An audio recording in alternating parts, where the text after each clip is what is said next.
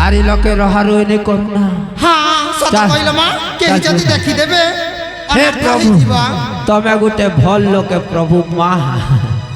ठीक अच्छे ननी। हाँ सुन तो गाहे बुचका बुहिबु है